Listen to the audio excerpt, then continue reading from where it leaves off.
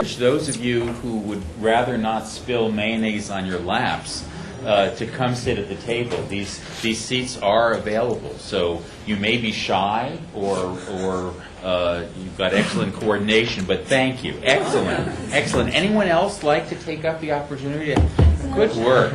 You will be asked to speak if you fit in. Yes, all right. Well, I encourage you to encourage newcomers to come sit at the table as they move past the food station. Welcome. Thank you for coming. I've been really looking forward to this for quite a while. My name is Marty Kaplan. I'm the director of the Norman Lear Center here at the USC Annenberg School.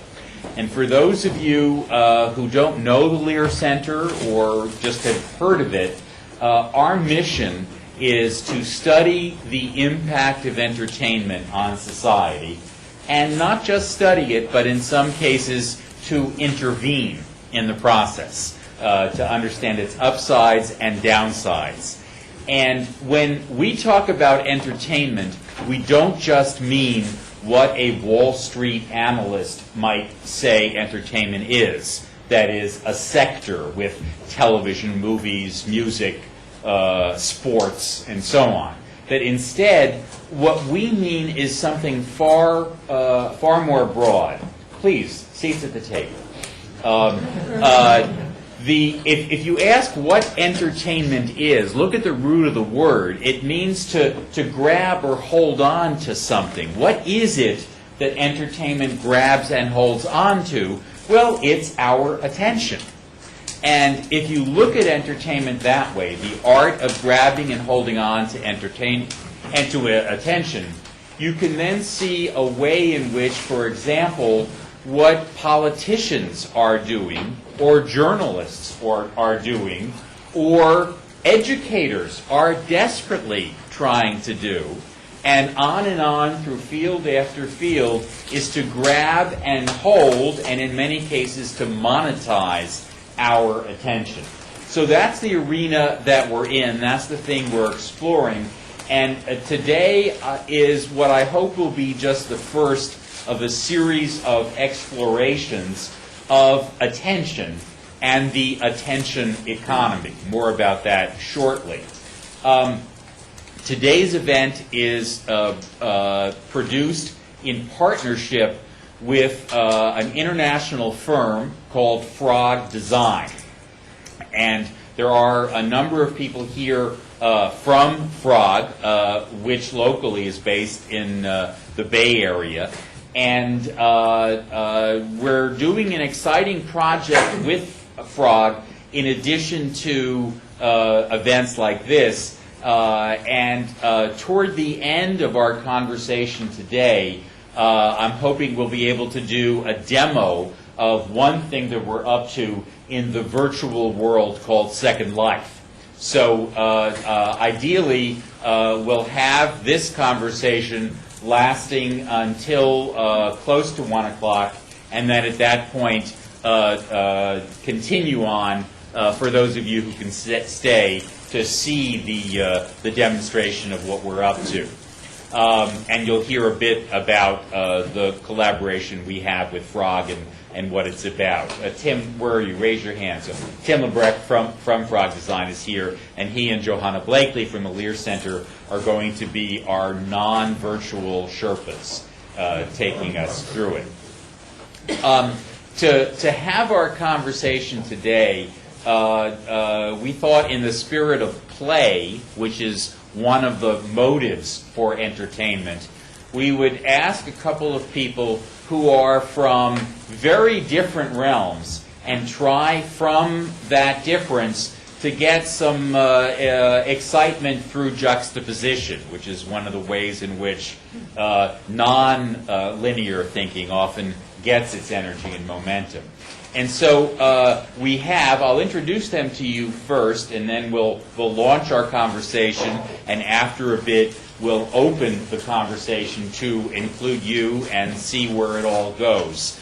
I'll just start on my farther left, politics to be determined, with David Makovsky. Did I say it right? You did. Okay.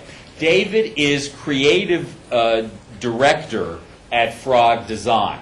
And so what he does at Frog is design things and digital things. The look of them, the feel of them, the way they work, the way users interact with them, and the kinds of clients that he and his team have worked with at Frog include brand names like NBC, CBS, ABC, MTV, Microsoft, Motorola, etc., that all of us, whether we like it or not, have interacted with. And I have often thought that if I had a chance for another 1 or 1.5 careers, being a designer the way David is would be something that I would love to do. So it's a great pleasure to welcome not a pretender like myself, but a real world guy. So please join me in welcoming David Makovsky. In addition, if you have to ask who wrote the book on the attention economy, the economics of attention, well, if you're asking that about the realm of communication, which is what the Annenberg School is about, and in communication we range from the traditional disciplines of rhetoric to the current cutting-edge digital communication. The person who comes to mind is Richard Lanham, who is an emeritus professor of English at the school that dare not be named here. And he has, among many other books that he's written, is this your most recent book? Yes. Okay, so his most recent book, which I highly recommend, is called The Economics of Attention, Style and Substance in the Age of Information. And I thought it would be great to juxtapose someone whose study encompasses several millennia and the disciplines of rhetoric and speech and communication with someone who is trying to reach a gazillion people in the audience and to help the clients monetize it and give the audience a good time, and somehow in the midst of all that explore what the nature of attention is. So please join me in welcoming Richard Lanham. So I want to start by asking both of you, Richard, from your perspective in rhetoric, and you, David, in your perspective in design. What is it that grabs people's attention? What are the techniques, the disciplines, the push buttons, the things that you can count on? I'll pick one example from the world of design, which is when you go to Toys R Us, the aisles that are supposed to attract 9-year-old boys to get their parents to buy them something, everything is neon green and purple, and the aisles with girls are pink and purple, and etc. And from the realm of rhetoric, there are certainly things that people tend to say and do in order to try to get their listeners' attention. So first that general question, and maybe we'll drill down in some of it. Richard, do you want to start? Okay. I really feel like an outsider in this group. I spent most of my life teaching medieval and Renaissance literature and Greek and Latin literature a little bit too. I stumbled into the two subjects of this book. I know it's unbecoming to try to flack your book, but it got born in such an odd way that I think it is relevant for this, and then I will get to rhetoric, which you might think of as historically the economics of attention, at least as it was taught for a couple of thousand years.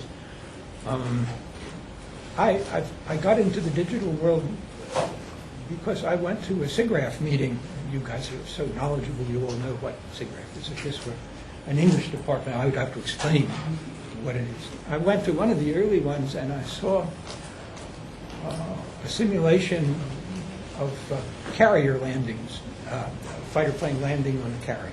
And it took me, it really was an epiphany, it took me about a minute or two to say, uh-oh, this changes everything for fixed text and everything that I've spent my life studying. And things like this don't, as I reflected, don't come along every day.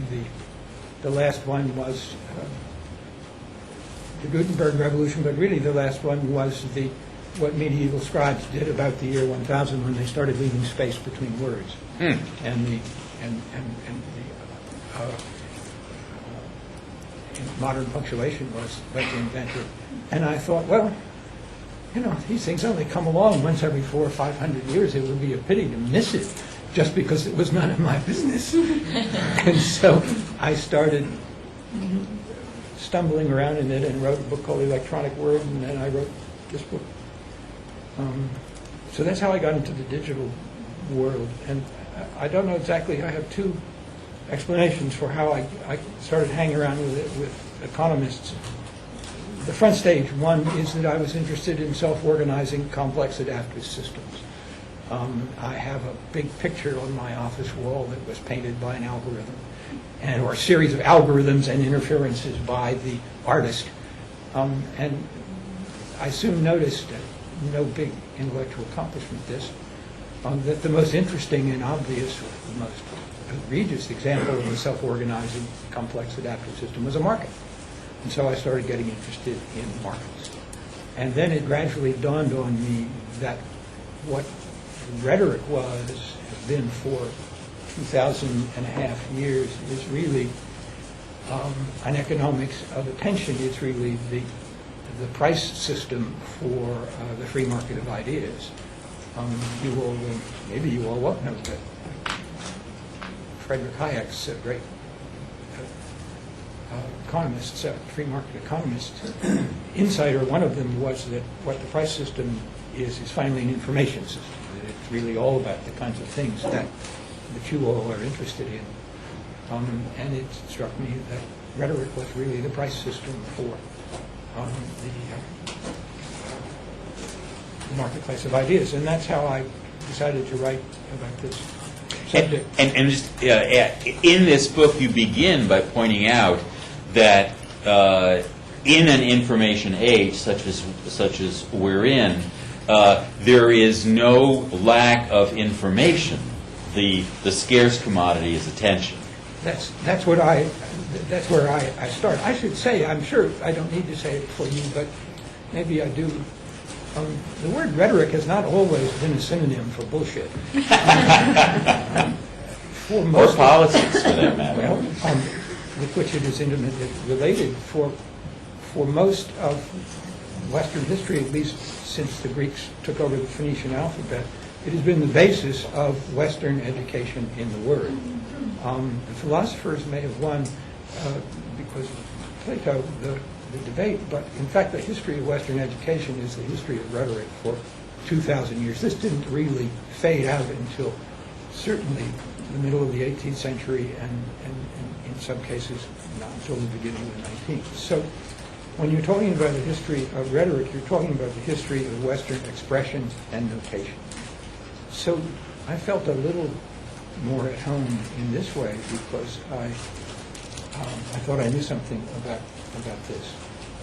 As far as what the book says, it starts just as you heard with the idea that I have some neat quotations. I'm not trying to steal your time, okay? I know you've got much more interesting things to say. This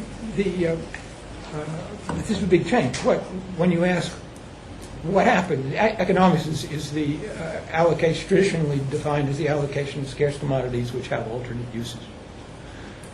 If you think about this as we're told, it's an information society. I've got a nice quotation I use in the book from Peter Drucker.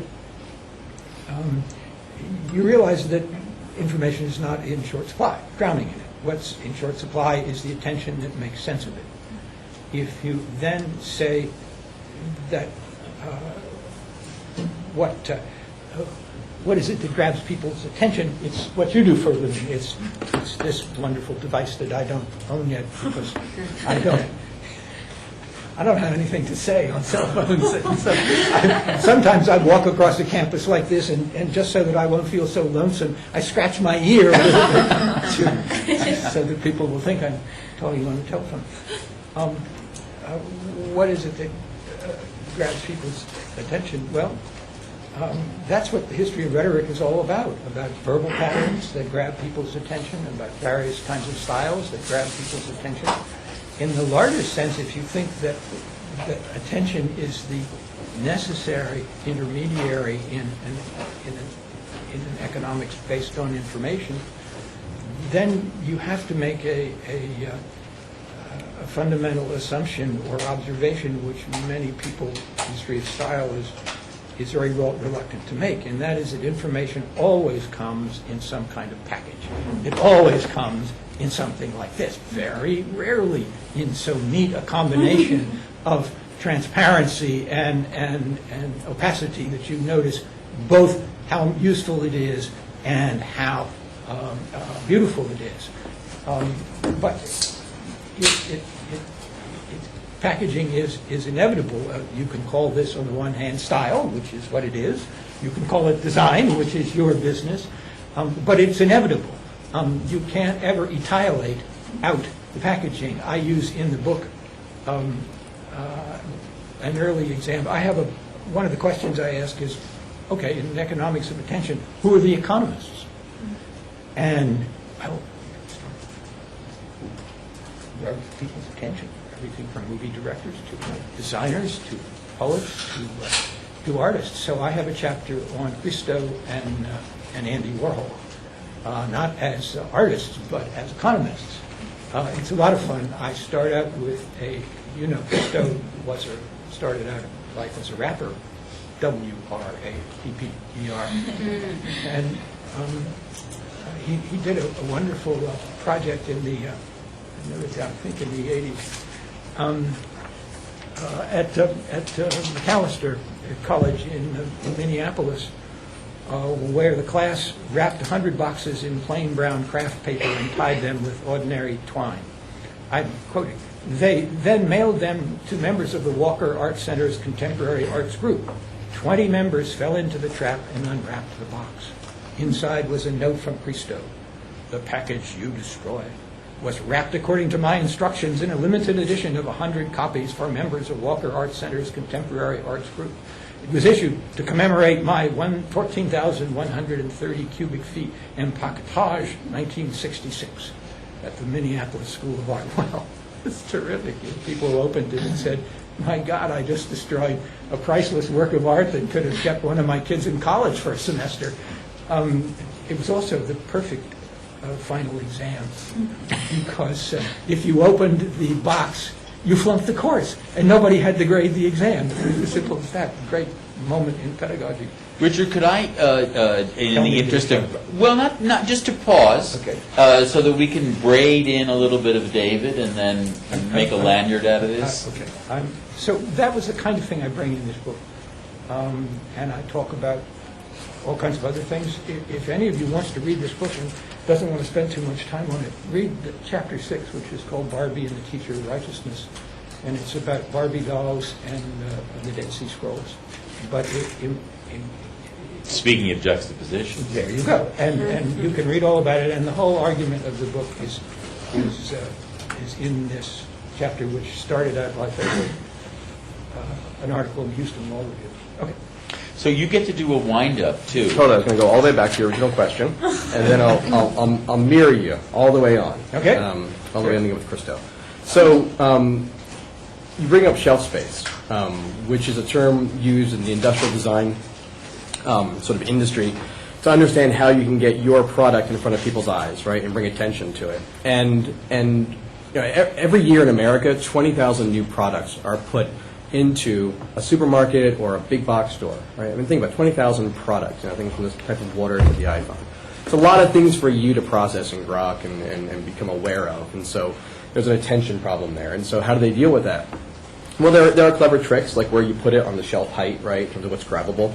So in grocery stores, things that they want children to have will actually be lower on the ground, right, than higher up where parents can grab them, things like that. But ultimately, what you're doing is you're designing attractiveness, right? And that's the measure of how much attention you think you can get out of an individual. And so because you're talking about complex self-organizing systems, let's kind of go back all the way to the very first one, the kind of eukaryotic form of being human, long time ago, way before Renaissance literature and such.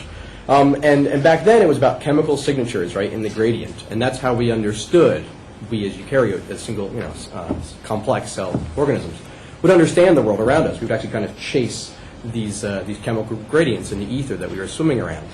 And what's fascinating about that is that that's actually been preserved with us to this very day.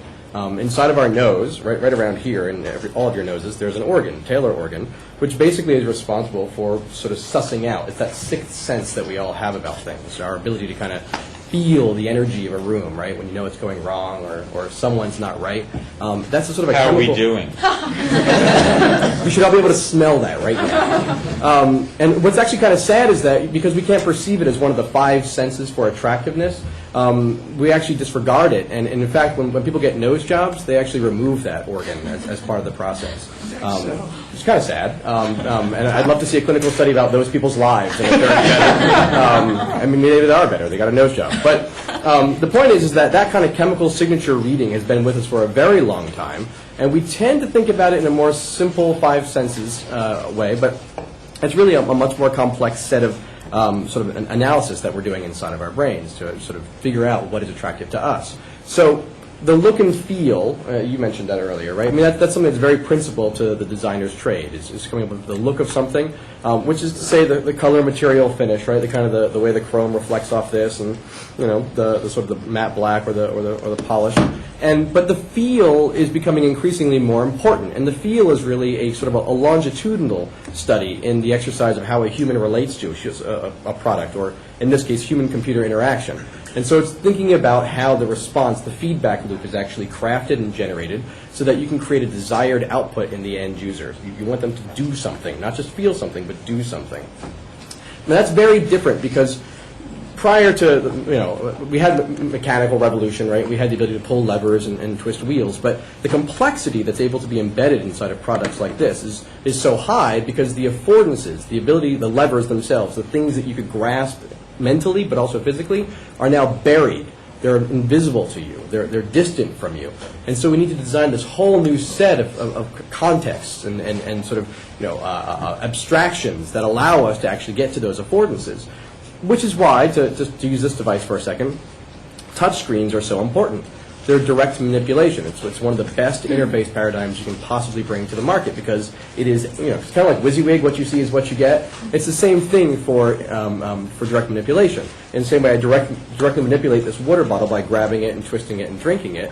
The problem with software is that we're using all these kind of idiomatic backstops. We're not exactly, with scroll bars and tabs and zoom boxes, we're not really addressing anything.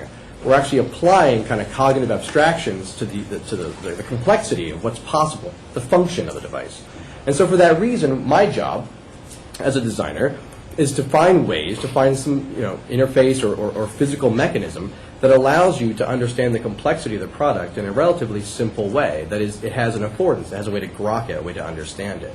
In that sense, I think it's a lot about packaging, because when you see an object on a shelf, or more and more now we see something as a single image on a website, whether or not I want that or not, you've got to communicate so much about the contents of that thing just with that one moment, right? You have that microsecond of attention for someone to make a split decision about whether they like it or not.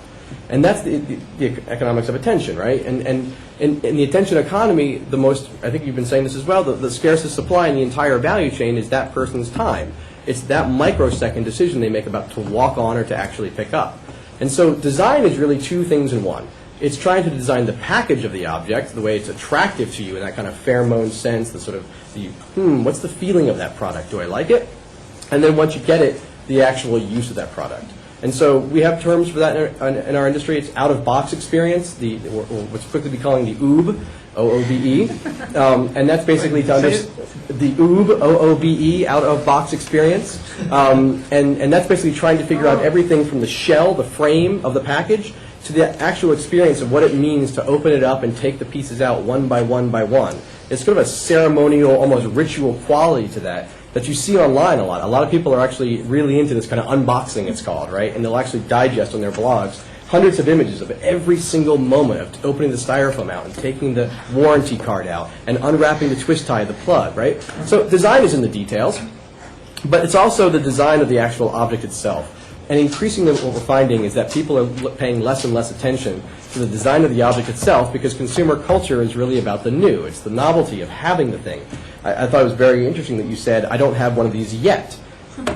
You will, eventually. And you'll have it for 3 days, and you won't know why you got it, but you have it. And that's kind of this consumptive culture that we're in. And that's fine. I think back to tie it all the way back to Christo, and then I think the eternal golden braid is finally welded there, is there was a prank, which is pretty much what Christo was doing. It was a prank. There's a prank held at CES this year by the guys at Gizmodo. Gizmodo's a gadget blog.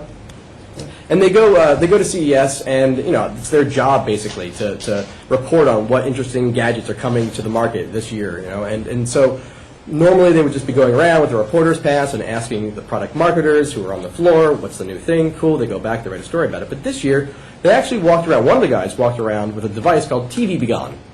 TV Be Gone. And he actually held it up to teleprompters and held it up to televisions and held it up to product demos. And what it did basically is send out the equivalent of an electromechanical pulse, right? Sort of a neuterizing ray. And actually just killed the entire screen, whatever was being shown. So here I am, I'm a product marketer, I'm in the middle saying, the iPhone has an amazing thing, and all of a sudden it goes blank. And I have nothing to say because I can't show you anymore, right? Or someone would be demonstrating a 150-inch LCD television, and it would just go blank, and all you saw was black. And no one knew why this was happening all across CES. These screens were dying out. And they finally discovered, because he posted saying he was doing this after CES was over, this guy at Gizmodo was going around basically zapping it.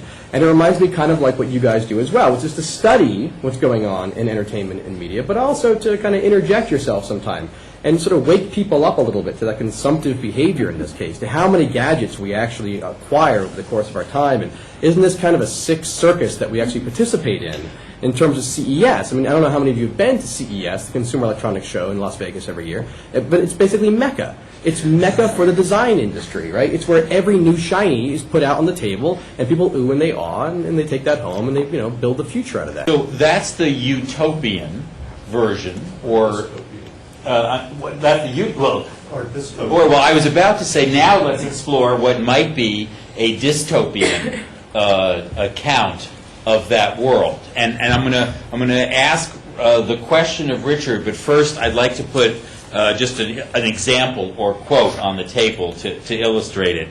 This comes from a blog yesterday, LA Observed, which follows the world of media in Los Angeles.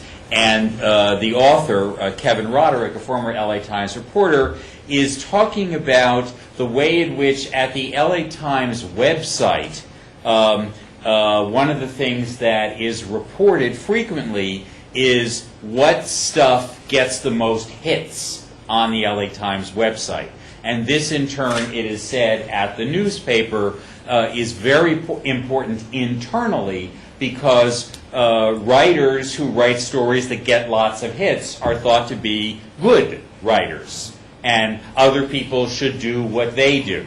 So there is a listing of all the stuff on the LA Times, but before the list is reprinted, here's what Kevin Roderick says.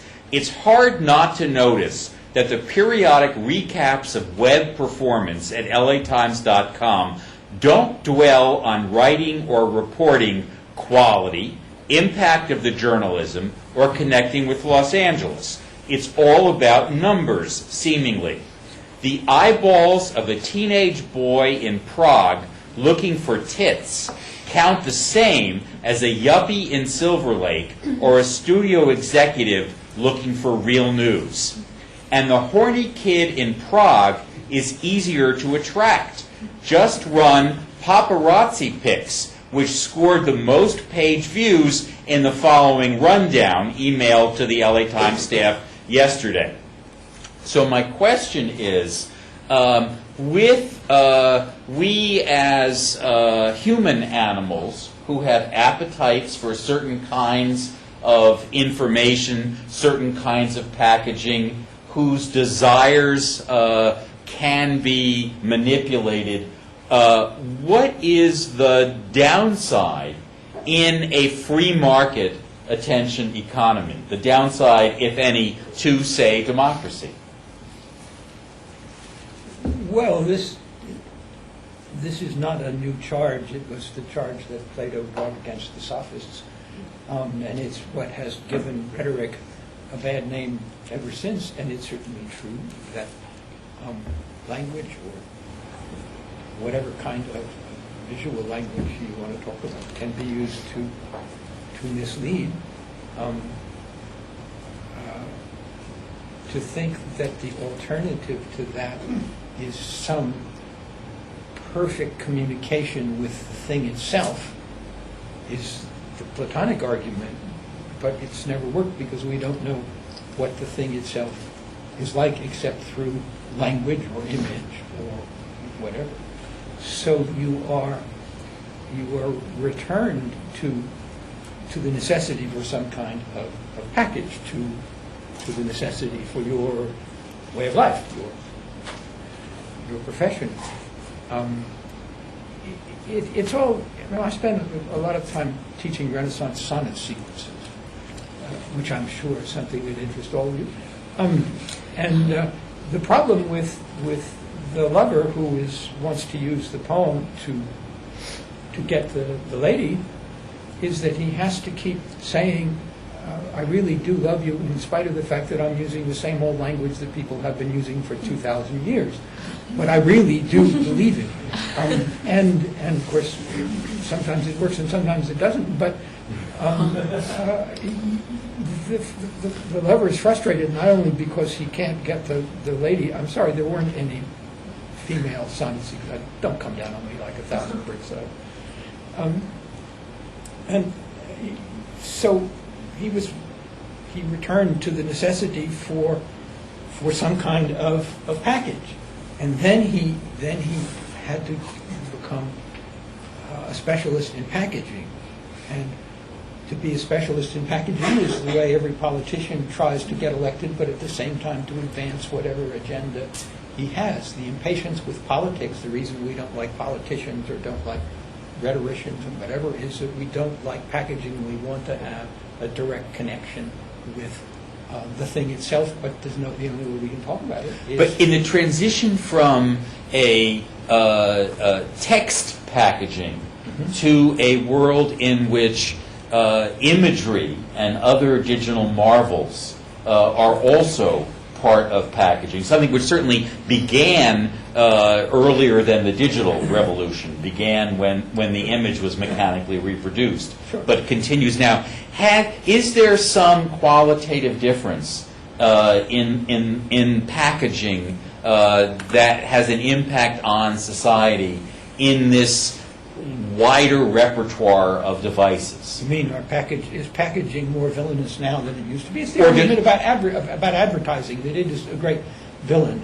No, I don't think so. They're just very different kinds. And you face the same kind of agony. Let me give you, I'm trying to think of an example so I don't sound so professorial. Here's this really neat cell phone. Here's my cell phone. The sonneteer has always said, my cell phone is as good as his cell phone. But it manifestly isn't. And the question is then, is this because his packaging is villainous where mine, which I can talk on the telephone just as well as he can. No, I don't think the images are going to be more or less villainous. I've never believed in the villainy of advertising, which is a stock response of humanists. because I never believed in the validity of rhetoric. That would be embarrassing since I spent my life studying. Let me try asking David the question. Does that make sense? Yes, no, it does. I'm going to ask it in a slightly different way, which is there is some kind of information which is difficult, complicated, complex, maybe, God forbid, boring, which is essential, nevertheless, for the functioning of a democracy, a good society, and so on. That it takes hard work, it's not accessible, you have to really force yourself through discipline, and so on. You live in the realm of eye candy, where I would imagine everything you touch is more interesting and desirable to approach, get to know, than all these other things. Do you think there is any disadvantage to a realm of human knowledge or experience which is being driven by the amazing skills which those who do what you do have at their fingertips to deploy? I'm just kind of sitting here thinking about what it might be like to live in a world of eye candy. It sounds very pleasant. Sounds very Willy Wonka to me. Because, in our world there is all that hard, annoying work. And the thing, again, we're trying to do is prevent as much of that from happening as possible. I would ask, how much of this stuff that we design is in your life, right? Is in all of our lives. I mean, I think there's something materially demonstrated here on this table, and it may be a generational thing, it may not, but how much matter, basically, is constituted here to collect and deliver information versus how much matter is here. So, yes, there's an eye candy to this. There's a frame, right, that's being designed to be attractive. And I think where that frame ends and begins is getting harder to identify. The white earbuds of the iPod were as much a form of the packaging of the idea of iPod as the actual product that played music, or in your case, made a phone call. It was a way to kind of, announce that I'm an iPod owner as I walk around the city, and everyone can see my whiteness and go, oh, he's got that iPod thing. And so I think you're right, there's a degree of eye candy that's being built out there. But to relegate it all down to eye candy, I mean, I think that's that weird utopic, dystopic kind of divide that very much is about whether or not you're in it or out of it, whether or not you believe that there's value in the technology itself, or you're fearful of it. You don't understand it, and so you put it at a distance from yourself, right? And the more that you can kind of entertain the notion and kind of grow with the new mediums and new formats that are being developed in terms of communication, I think the closer you can come to accepting that technology, that material thing, the eye candy that's being built, is no different from the coffee cup or the sweater. They're all being designed, right? They're all being framed and packaged. It's just a question of how you use it and what you do with it. It's not. I'm going to go right with where you are. Right? There's not an inherent villainy in these things. There's not like an evilness any more so than there is in making books or making coffee cups. Right? It's the process of bringing something to life, to market, that actually is useful and usable or desirable. And the question is, are we putting too much in the market, forcing that desire, right? Creating perceptual frames where once there were none before. And I would argue, back to the same point you're making, rhetoric's been doing that forever, and as we up that resolution from text to images to videos to the products to the things themselves, and maybe later in the virtual world as we'll see, that all we're doing basically is making it more common, more familiar to ourselves, what that frame of reference is. So, I don't know, I think the familiarity is a good thing that we're able to design that. That we're able to bring things that are natural to people. Whereas before, we had to interface with text and images that were sort of removed from ourselves. So presenting it in a context that's familiar, to me, I don't know, that sounds good. I'm not arguing against myself, but I want to make a qualification of what I said. You're really asking, has the multimedia world, color, imagery, movement, sound, compressed into beautifully designed devices, has it somehow increased the range of perception or contributed to the moral degradation of humankind? Or does it drive out the consumption of stuff? Okay, let me use, I use my book as an example of books. What this, I'm going to use your stage prop too. Can I do that? That was available. What this does that this doesn't is make possible propositional thinking. What what happened with notation over the history of ever since, especially since the leaving of space between words, is to create a medium which is an aesthetic of deprival. No sound, no movement, no color.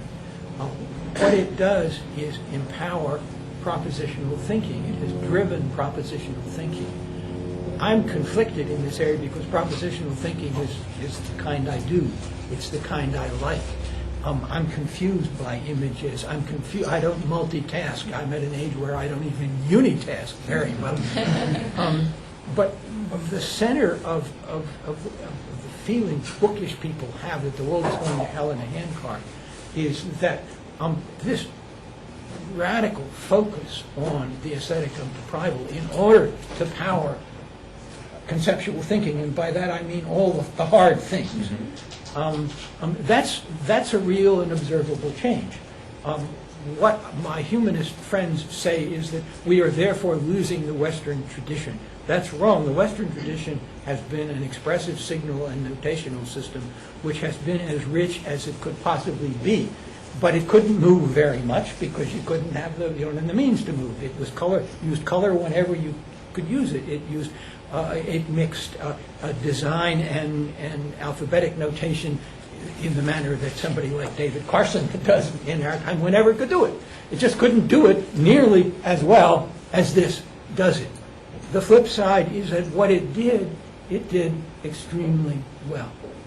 But the reason why there is so much feeling against it is that there are people like me who have been brought up thinking that the center of the endeavor is to memorize the list of the 75 most common Greek irregular verbs.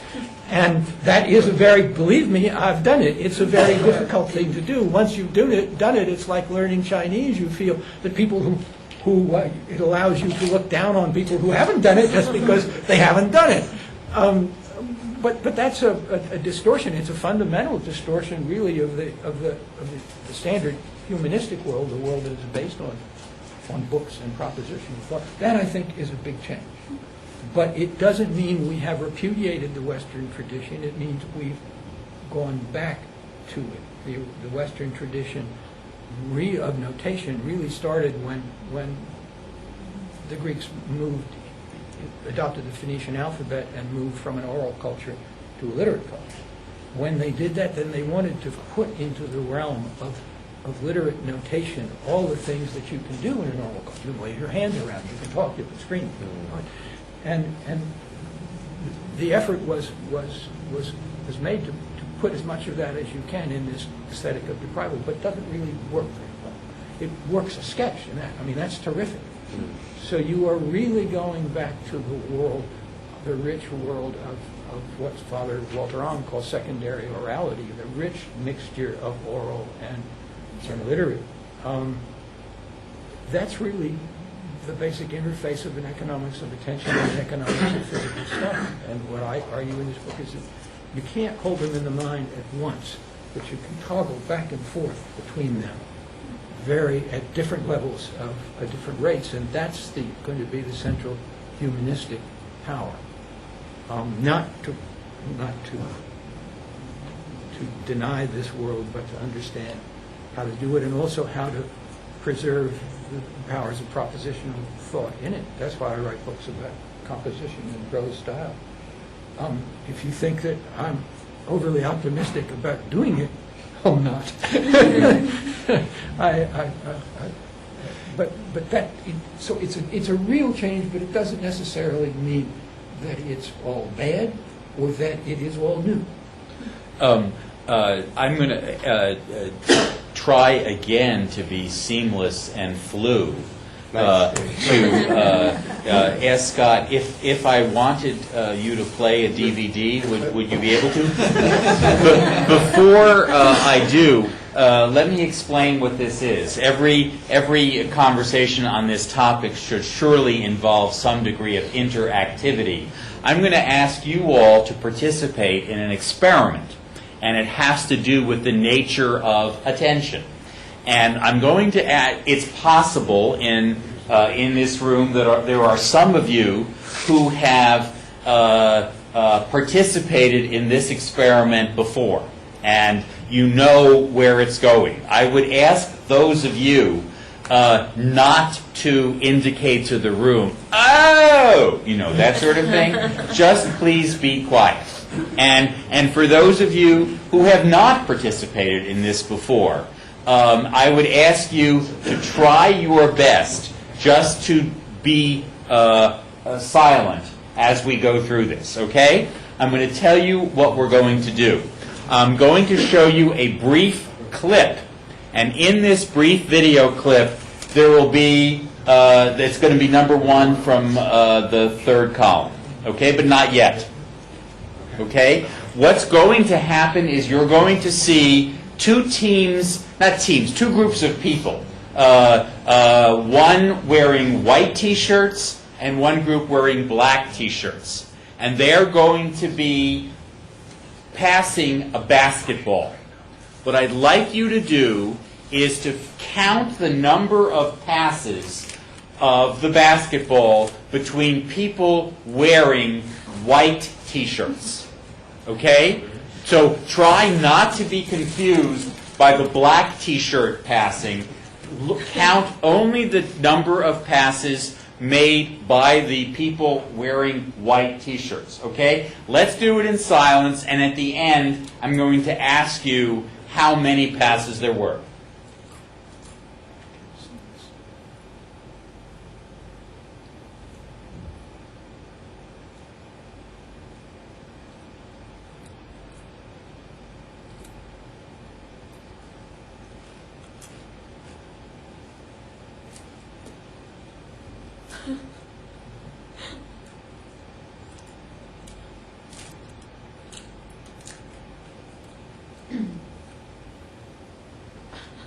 Okay? Now, how many here, I'm just going to do a quick survey. How many here think the number was 12? 13? 14? 15? 15? 16? 17? Depends if you count the last. Okay, okay. 18? 19. Okay, so we have the range. They seem to be mostly in the 17, 18 zone. Now, I'd like you to play this again, only what I'd now like you all to do is not count the passes. Simply take in the entire scene. Don't try to count anything. Simply watch. Same video.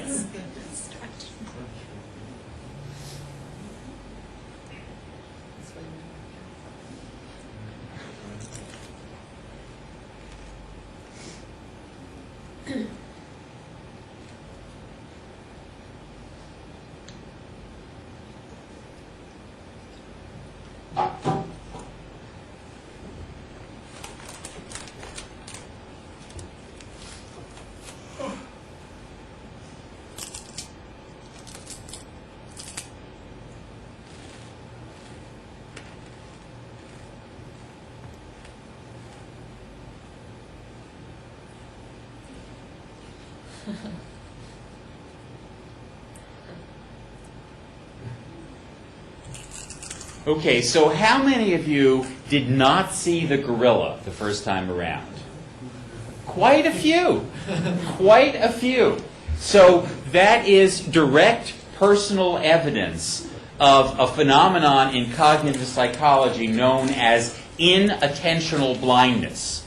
That the way in that selective attention, continuous partial attention, oscillating attention, as you described it, multitasking, non-multitasking, these things really are involved in our own immediate wiring.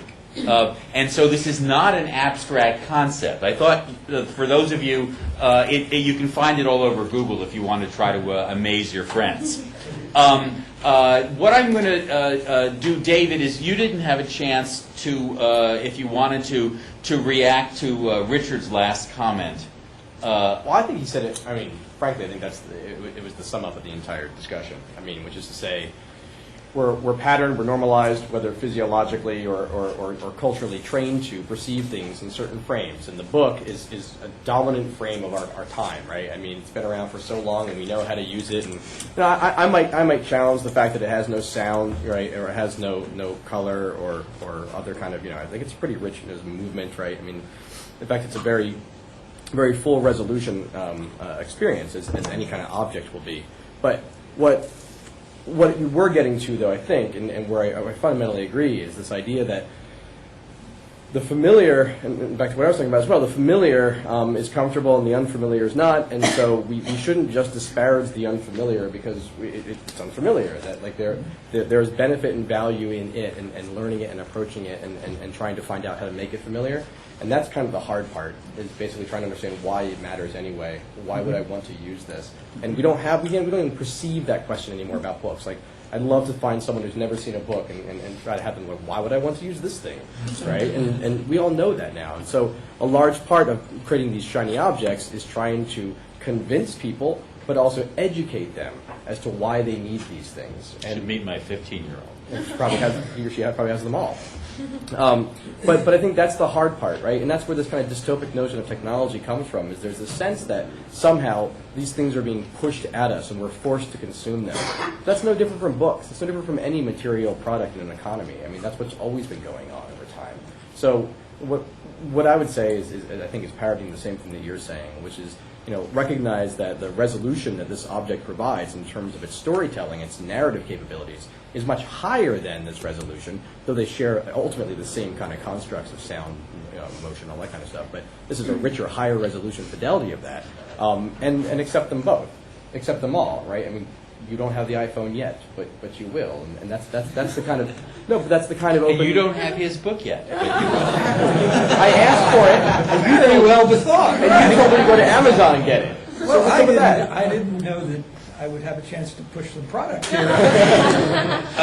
I'm going to ask if anyone has some questions before adding in the other thread, which is the Second Life collaboration we're involved in. Johanna? I do have one that ties in directly to this last set of comments, and it's just a general question about the value of unfamiliarity in an economy of attention.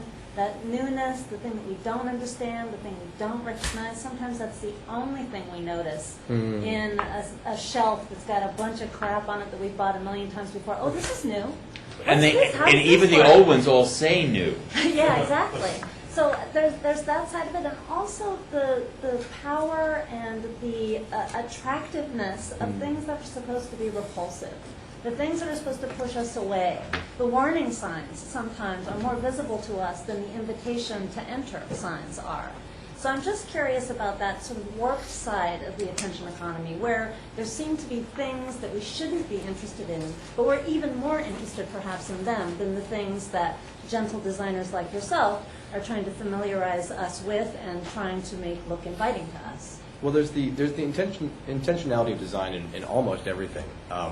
So the biohazard symbol or the neon green, these things that are supposed to warn us not to do something, they're actually intended to get our attention for good, right? The gentle designer has done his job. But I think where it's more interesting is kind of almost the forgive the reference, but it's kind of like the snuff film side of culture, which is basically YouTube.com. It's this. I mean, it is. I mean, it's this. God, it's just the dreck, right? I mean, it's just this kind of boiling over of just... So it's not something that actually has really any innate value from a designed perspective, yet we're so attracted to people falling off ladders and puncturing themselves with nail guns, right? I mean, these are horrible moments that in some cases have been designed. I think Jackass the movie was an amazing example of blurring that space, right? Where it clearly was intentional upon the part of the actors and directors to create that kind of viscerally disgusting experience, which clearly proves high at the box office. So yeah, we do. We have an innate desire to. This kind of goes back to the gradient, right? The signal and the gradient, and our desire to kind of follow that. It's really about the strength of that gradient. And one of the biggest problems we're having in modern culture, and where I might suggest there is some negativism around what this is capable of doing, that in some ways this wasn't because of the resolution issue, is actually create these moments that break taboos that for so long were held. And what we're seeing in digital culture is the ability to rapidly destroy cultural mores and basically senses of good faith and good hygiene and good, I mean, right? I mean, these things are dying before us. And I was thinking about the movie Alien or the movie Jaws, right? I mean, for their time, these were extremely scary movies. Watching an alien pop out of someone's chest, right? I mean, my God, if you remember that movie, you're just freaking out. Same thing with Jaws, but now it's like you expect that on a Super Bowl commercial. Spoiler for anyone who hasn't seen it. Right, spoiler alert, true. So I think, you know, what we've done is basically we've normalized out any kind of experiential quality, right, of being. That is to say, anything from the highest, you know, most disgusting, most visceral experience to the most benign, mundane experience has kind of been flatlined. And so we've all become somewhat numb as a result of that. And so our ability to even differentiate the high and the low is getting harder and harder as the peaks and the valleys become basically the floor itself. I have a hunch the Greeks had a view of the high-low distinction. Well, yeah, I mean, we're hierarchical primates. We've always been more interested in hierarchy than anything else. So I don't know, you're talking about whether the modern world is going to hell in a handcart. And as you get older, the more you will find that this seems more and more likely to be true. I distrust my own feelings. I mean, I hate to be an optimist. People sometimes say when they read my books, God, you're dismal. You got an awful lot of very kind of stuff you do. It's just extremely encouraging, extremely interesting. The unification of beauty and use in something like this is really extraordinary. So all these other things happen, they've always happened. People have always been more vulgar than the people we go around with. I mean, you don't have to be an Ivy League wasp like me to know that there are people like us and there are other people, and you know who is better. Was it which English bishop said, the reason why you study classical Greek is so as to be able to look down on your fellow man from a comfortable elevation. And, you know, that's why we do a lot of things. So I don't think that's it. So I tend to, I know these other things are all there. I know that there's a vulgarity which seems bottomless. But I don't know, I've been until the last 2 or 3 years, I did a lot of traveling, a lot of lecturing, at least in the university world. And I've met an awful lot of smart people doing an awful lot of smart things. I haven't met as many smart people in your world as I ought to or wanted to. But I'm not desolated. Sorry not to be more dismal than humanists. That's okay. We're happy to change the direction of the trend line for you. Actually, just to reply, so my point is somewhat clear. I don't think we're headed for a dystopia. I actually think that it is good times ahead. But what I do see happening is that the technology that we have is basically allowing us to extend ourselves in time and space, so that we actually aren't present for the repercussions of our actions anymore. One kind of glib example, it went about 2 years ago. It's the internet site that allows you to basically pilot a rifle in a deer range, so you can shoot a rifle and kill deer from the comfort of your own office. And they'll actually go out and they'll get that deer and they'll package it up for you and they'll cut it up and they'll sell it and they'll, where you can have it too.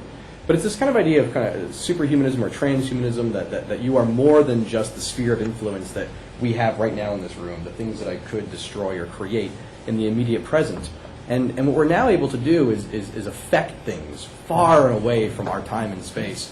And because we have no sense of the repercussions of that, I think that around us things are kind of tumbling down and we don't react. There's no feedback loop to that. And so whereas before everything was very immediate and present, and we could adjust our reaction the next time, that is, learn from our mistakes, we're moving into a world where it's very hard to know exactly what the qualitative output of what your decisions were, and how to change the character of yourself as a result. Well, I can't deny that. Other questions?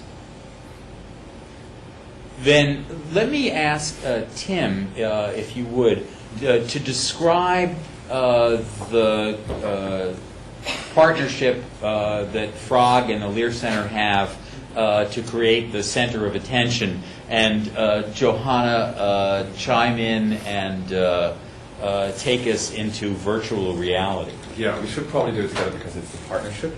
Oh, it's a partnership. Yes. Okay. So my name is Tim Lebrecht. I'm a Vice President of Marketing for Frog Design, and we're extremely proud to partner with the Norman Lear Center on this project in Second Life, this virtual community. And David mentioned sort of the immediate presence and attempts to go beyond that immediate presence and study attention in the virtual realm, so beyond the immediate presence. And that's what the center of attention is about. The proposition really was, wouldn't it be nice to be in the center of attention virtually for 5 minutes of fame, and then study the implications of those and study the reaction, the response to things in the virtual realm in a contained environment. And that was the initial proposition that triggered the project. And for us as a design firm, I think it was particularly interesting to see what happens to real things if you translate them into the virtual realm, right?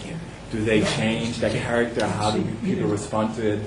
What happens to real objects if you turn them into virtual objects? And then do they sort of gain a new life in the virtual realm? And I also have to say that the history of this entire project, which we kicked off in December 2006, I believe, has also been like an interesting case study of attention, because it sort of moved from a top-down level where there was a lot of interest during the heydays of media hype around Second Life, to more of a grassroots effort at Frog Design, where it's now really fully embraced by the designers.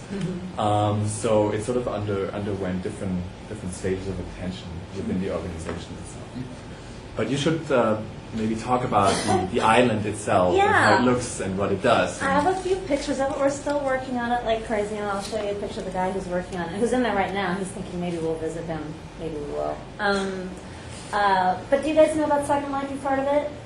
How many people don't know what it is at all? Okay, so most of you do. Okay, so it's a virtual world. It's not a game. People live and work in there. And so it's an excellent place for academics like ourselves and designers as well to study how humans behave in this environment. If they're going to remake and remodel a new world entirely out of digital bits and try to live in it sort of like we do in our lives, what does that say about our real world? How are they reconstructing things in that world to mirror or not mirror what we do out here? One of the things that inevitably develops is an attention economy. People are trying to get attention for their avatars, for their businesses, for the new buildings they build. How do they do it? How do they market themselves? There's a currency in Second Life where money is exchanged. It's called lindens, and 265 of them are worth a US dollar today. So it's a real economy. There's about 17 million US dollars circulating in there right now. 700,000 people visit this world every month. There's about 60,000 there every day around 2 p.m., which I think is their peak moment, and 19 million people have signed up from all around the world. There's portions of Second Life I really can't go to because I can't read the signage and I can't understand what anybody's saying. So it's really a laboratory space, and I wanted to mention that because I think there has been a lot of media hype about Second Life, and people have sort of written it off as this virtual world that got really popular with marketers and e-commerce companies last year. But what's going on now? And the fact is it's still growing, and I think it's growing at a better rate now than it was last year in terms of people signing up. And that's what we really need, is a concentration of people in there doing things and building things so that we could study it. So these are just a few screenshots of the island, which is really literally in progress right now. You can go to the next. That's the last slide. But that's okay. That's the designer. His name is Subtle Singh in World, and somehow he found a Frog Prince outfit. And so whenever I go to the island and I'm looking for a frog who's doing work, I usually see him. No, it's perfect. Okay, go ahead. The next one. He has built a model that's not quite done yet, and I think he lost a lot of the work he did last night. It's still a really sketchy sort of environment of a very famous TV that This is actually work that we did in Frog Design in the 70s for Wega, which is an old German television manufacturer, which got acquired by Sony. So it's really like an iconic design that sort of reoccurs here in the virtual world. Yeah, and at first it had sort of crash landed into the middle of this target area. The whole island is literally called the center of attention. And so we wanted to sort of give people the opportunity to feel as if, even virtually, they were in the center of attention at some point in their lives. See the red line there? I left as a sign of where people teleport into the island. And they get to teleport directly into the center of the target. But for a while there, that Wega TV was actually turned on its edge and jammed into the earth, which was really cool, and it had some really great video running on it. And there's the frog up there, of course. We have an amphitheater that's built into the side of the island with a floating screen out on the edge. One of the things you're trying to do in here is try to figure out how can you sort of remake modern architecture and rework it in a world where you don't have to really abide by the same sorts of physics models that exist here today. So here you can sit on the precipitous edge of an island. You can have a podium emerge out of water, and you can watch on a floating screen a movie about, and this is actually the Norman Lear Center brochure, which is weird. And that's my avatar. I just got the hair. Isn't it great? It's blue and silver. We also have within it, and this is just, I didn't have a chance to take a picture of the whole thing, but we have an exhibition, a permanent exhibition, that's about the history of attention. And what we try to do is select a really interesting sort of collection of iconic objects that were developed in order to attract attention. And sometimes these are very metaphoric, as this one is, where we used a microphone and it's sort of spinning inside this weird gallery display case. You can get all this extra information about it just like you could in a gallery. And this is really an icon of how sound bites and shrinking attention spans became the sort of way that attention was discussed in the 1990s. We also include a rose window, a unique sort of creation that was used in order to educate people who were not literate about biblical stories in churches. A pyramid, a peacock feather, nature's way of sort of creating an object that would attract attention, a female peacock. Is there anything more? Okay, that's the last one. They were all out of order, so I wasn't sure. But that's just a glimpse of what's going on in the island. Right now it's very much in laboratory shape, and we'll definitely make a public announcement when we're inviting people to really come and partake. Can I ask a question? Yeah. I have two questions. One of them is the exchange rate between lindens and dollars flexible or fixed? It changes. It changes, Oh, yeah. flexible exchange rate. Mhm. Or But it's been hovering around 260 to 265 over the last few weeks. Brokerages have actually developed to intermediate the currency between all the game worlds. So the kind of Dungeons and Dragons sort of kill So horse their kind of world. currency, they're George Soros speculators in. Yeah, they are. Yes. And you can exchange that for dollars, for gift cards, for whatever, any of these economy, the currency in there. So everything's been kind of, evened out. Can I ask you a larger question? Because I don't know anyone who knows as much about this as you do. It looks like a world, it reminds me of those card games when all the cards are wild. And how can you have a card game when every card is wild? I think that is a critique of If there are no constraints, it's not simply economics that talks about the allocation of scarce commodities that have alternative uses. This is a world in which there is finally no scarcity. And how does it work? Well, there's a scarcity of design time, that's for sure. The tools are very difficult to use, and it takes people a lot of time to actually create objects that are worth selling. I see. And that's why people buy them. I see. I buy stuff all the time in World because it would take me forever to make even the tiniest little thing that I need to use. I see. And so it's design skill that is worth the most money in World. That and real estate. There's 360 miles of terraformed landscape in Second Life that people are purchasing and selling. And in 2006, there was already a Korean woman who became a millionaire just based on buying parcels of fake land in Second Life, building it up, putting condos on it, putting storefront shops, mixed use, whatever, building covenants for the land in order to control who would be your neighbor, because otherwise you could have some weird sex bar next door, or you could have fuzzy, furry people who were having sex, and you wanted to make sure that your neighborhood had some control. And so she was very good at creating these communities, and people would buy the land from her with the improvements on it because they didn't want to go through the trouble of building these buildings and and coming up with rules for neighborhoods. So So that's really the limited resources, the amount of human ingenuity and time that it takes to create objects in world. A tiny percentage, I think it's like 0.5% of the objects in world were actually created by the company that owns this site. It's entirely user-generated. And that's the other reason it's an excellent place for us to study human behavior and to look at what people are building, because it's not just one corporate idea of what ought to happen in a virtual world. It's 13 million people deciding what ought to be in a virtual world. I'm sure people have put this in Second Life in the tradition in Western thought of utopias, where it belongs. Well, how has the thinking gone in that way? Well, I think a lot of the original inhabitants, people who've been there a long time and who are really deeply invested in their Second Life identity, people who are in there 40 hours a week. You've heard about people who are into EverQuest or into World of Warcraft. There are also a population of people who really like to live full-time in Second Life.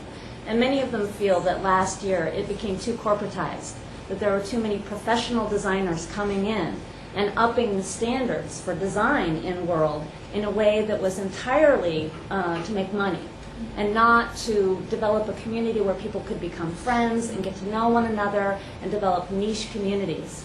So it's the same thing that happened on the internet in a way, with people who felt like this is an academic community, this is a space where we can exchange information. Oh my God, the retailers are coming. Oh no, it's Amazon, it's eBay, they're going to ruin it all. So a lot of the same sorts of complaints that we heard about in the early phases of the internet, I'd say they're being replicated in Second Life. Have people talked about this in terms of, say, the foundation of utopian communities in 19th century America? The cycle you talk about is exactly what happened to all kinds of communities, Shaker communities, Brook Farm, everything. There are dozens of them. The only ones that have lasted, well, have been ones grounded. Pennsylvania Dutch. But I feel a Richard Lanham book coming on. Which is my cue to thank you all for coming and to ask you to join me in thanking our amazing panelists for this.